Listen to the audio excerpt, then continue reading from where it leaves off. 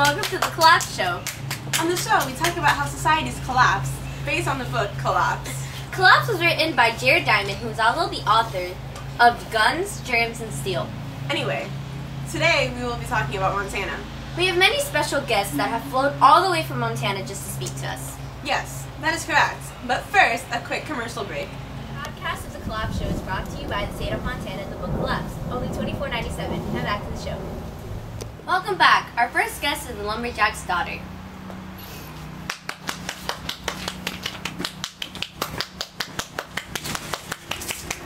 Welcome to the show, Mrs. Burnett. How was your flight? It was amazing. Thank you for asking.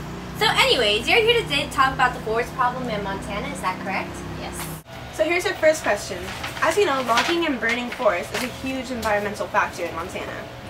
So, if you object to logging in Montana, where do you propose to get the wood from?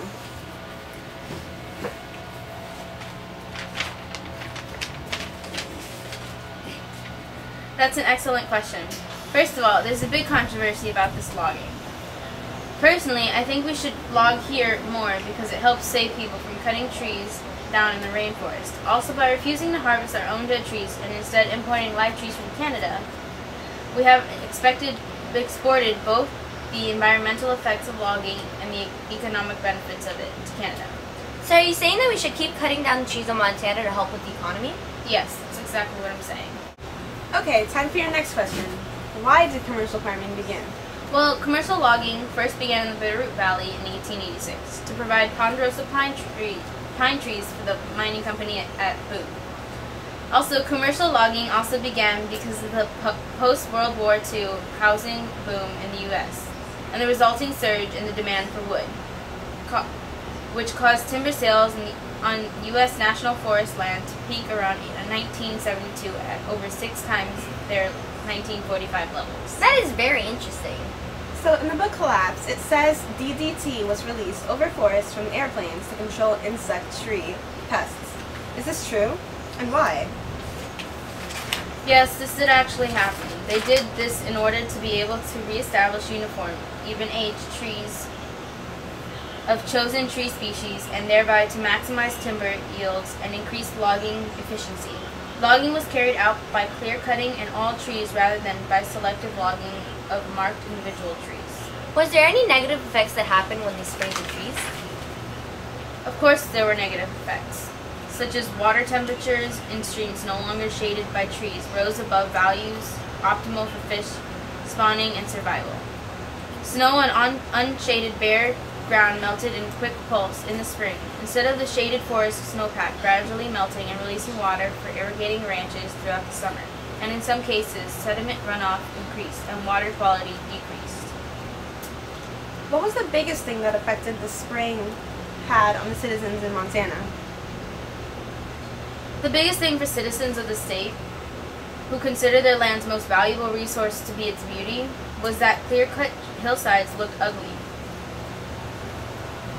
In Collapse, it states the following related to these issues of forest logging are issues of forest fires, which have recently increased in intensity and extent in some forest types in Montana and throughout the western U.S., with the summers of 1988, 1996, 2000, 2002, and 2003 being especially severe fire years.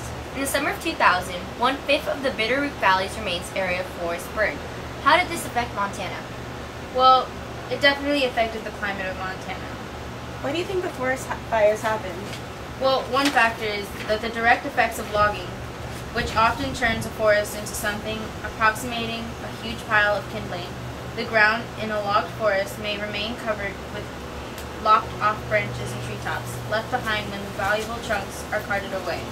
A dense growth of new vegetation springs up, further increasing the forest fuel loads, and the trees logged and removed are, of course, the biggest and most fire-resistant individuals, leaving behind smaller and more flammable trees.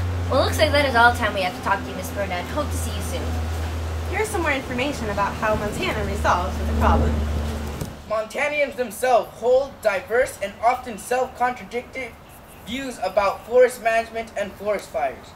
On the one hand, the public fears and instinctively dislikes the let it burn response that the Forest Service is forced to take towards huge fires that would be dangerous or impossible to extinguish. Now welcome back. Our next special guest is the fisher.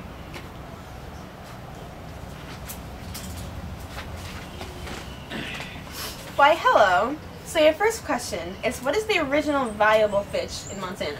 Well, the most valuable fish are the cutthroat trout, Montana's state fish, bull trout, Arctic grayling, and whitefish. Are there any problems now with the fish in the streams? Actually, yes. All of these species except the whitefish have now declined in Montana from a combination of causes whose relative impact varies among the species. What are those causes? Well, less water in the mountain streams where they spawn and develop because of the water removal for irrigation. Also, warmer temperatures and more sediment in those streams because of the logging, including overfishing and competition from, and in some cases, hybridization with introducing rainbow trout, brook trout, and brown trout. Last, the predation by introduced north pike and lake trout, and infection by an introduced parasite causing whirling disease. Well, I have to go. Apparently they're about to tow my car. Okay, so anyway, next question. Was there any major problems when bringing in the unnative fishes? Why, yes, a whirling disease was accidentally introduced into the U.S. from its native Europe in 1958 when a Pennsylvanian fisher, Hitchery, imported some Danish fish that provided to be an infection with the disease. By 1994, the whirling disease had reduced the rainbow trout population of the Madison River, Montana's most famous trout stream, by more than 90%. Wow, that's terrible. Yes, this disease was terrible for my fishing-based tourism, so I ended up losing money at my bait and tackle shop. Well, that's all the time we have for you today. Thanks for stopping by. And now for a quick commercial break. This portion of the show is brought to you by Bass Pro Shop, where you can buy fishing poles and go fishing in Montana. I wonder what's taking Camilla so long. Okay, I'm back. So what I missed? Well, we finished talking to fishermen. Okay, great. So now we only have one more person left. Who? We still have to interview the farmer. Oh, yes, that's right. Ladies and gentlemen, please welcome the farmer. Hey y'all. Okay, first question. We know all about the soil problem in Montana. How did it all start? Well, it all started in the Bitterroot Valley's boom in commercial apple tree orchards, which were initially very profitable. They collapsed, due in part to apple trees exhausting the soil's nitrogen. A more widespread soil problem is erosion, resulting from any of several changes that remove the plant cover normally protecting the soil. Overgrazing, noxious weed infestation, logging, or excessively hot forest fires that sterilize the topsoil. Is there anything else that affects your farm?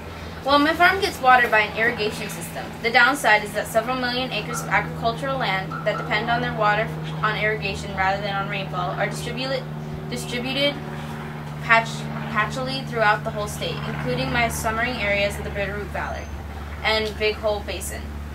Salinization is starting to appear in some of those areas where the irrigation water contains salt.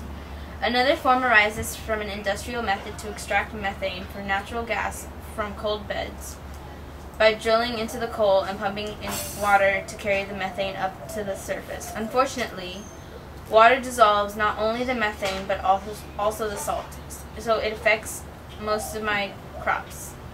Well, that's all the time we have for you. Okay, thank you. So today we have learned a lot about Montana. Yes, we have. In the book it says, then reflect that Montana's environmental problems that we have been discussing, although serious, are still much less severe than those in most of the rest of the U.S., almost all of which has much denser human populations and heavier human impacts, and much of which is environmentally more fragile than Montana.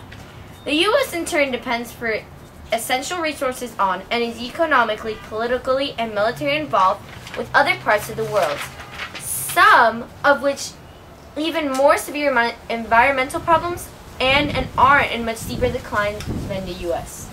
This is true. Montana is a model for the modern world. So this is all the time we have for today. Hope you enjoyed the show. Until next time, this is Camila Vasquez and Naji signing off.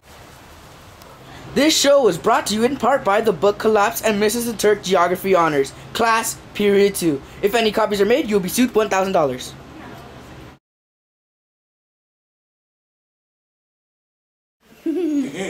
What's he supposed to be doing? Go check it out, please. Go check it out, please. Whoopsies. What did you do? You're gonna push me off.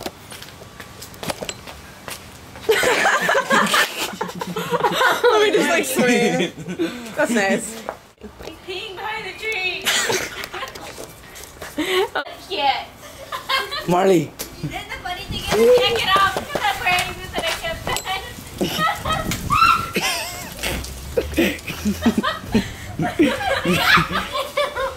Is that a wiener dog? No, it's not a wiener dog. It's just a dog with an elongated back. Oh, he has back problems like me too. You're so stupid.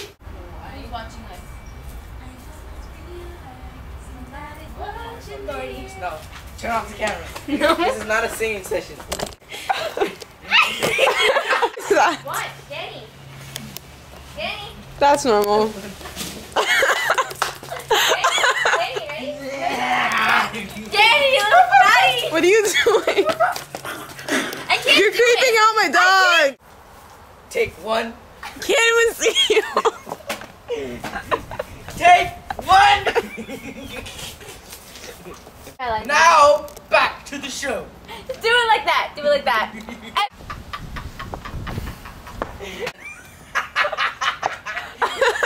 It's recorded. Oh my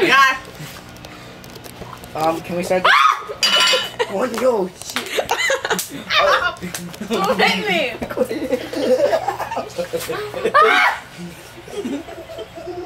Weirdo. Hi. Tomorrow, I like chicken. dead man. Has a flower in my hair. No, never mind. I don't have it. Seriously, we need to finish, guys. Seriously. Ow. Guys, okay. Alright, never mind. Ow.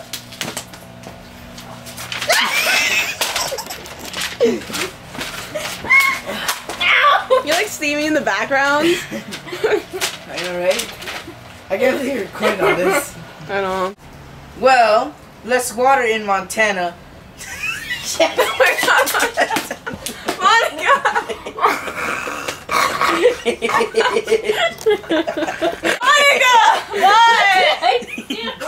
Okay, for this, they are about to tow my car. Dude! Yeah. What is with your writing? Well, I had to go because I had to go change for the Damn minor. it, Remember? Monica. What did I do? Monica! Ah! I can't pronounce the word. It's still recording. Never gonna give you Go back, go back, go back. Never gonna Holding let you down. Never gonna turn you down. Desert you. Never gonna give you up. Like my dress. I love it. And hurt you. What are you doing with your life? Yes, it is. Stop recording. I missed a turn.